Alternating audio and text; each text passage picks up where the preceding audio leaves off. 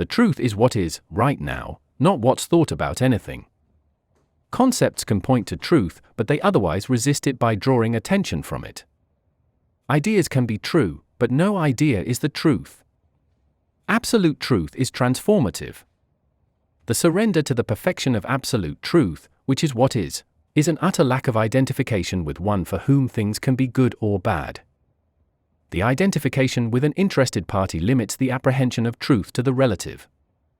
There is only one absolute truth, but there are as many relative truths as there are personal perspectives. Relative truth has been distorted by the lens of identity, but the absolute truth of this moment, bereft of personal editorial, shines on a heart in which the idea of a self has drowned, and it reflects love in that stillness. This love kills the impetus to seek. It is the death of desire, the death of suffering. In attention's total surrender to the perfection of what is, there is no thought to offer a worthy alternative. Though this may seem to say that the world must be perfect for the self to be surrendered to it, it is actually that the perception of imperfection is itself predicated on identification with a self that is comprised entirely of thoughts of alternatives. Your perfect world is not somebody else's perfect world, and it's what's between your ears that makes the difference. The idea of accepting everything as perfect all the time may seem ludicrous, but it leads to a worthy discovery relative to one's state. Though an ideal situation can temporarily arise for a person, and they surrender to it, there is no transformation because it maintains the illusion that happiness comes from outside. You cannot overcome every single desire and thought by fighting them each individually.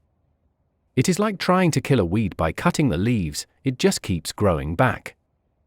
Instead, you need overcome but one thought, that being I. Its power over your mood lies in identification with the body it represents. It arose from the heart of the child before words to facilitate survival in this world of apparent duality. Good and bad are attributed to this I, but all these good and bad deeds are dependently originated from a causal chain that predates the I, and the form to which it claims ownership. The relationship between I and the body is broken when the I is surrendered back to the heart source. Even then there will be appetites in the body, so be compassionate with the idea of yourself.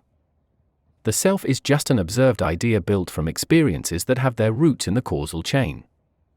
It is all dependently originated, and the individuated consciousness that arose from it made no choices in the matter.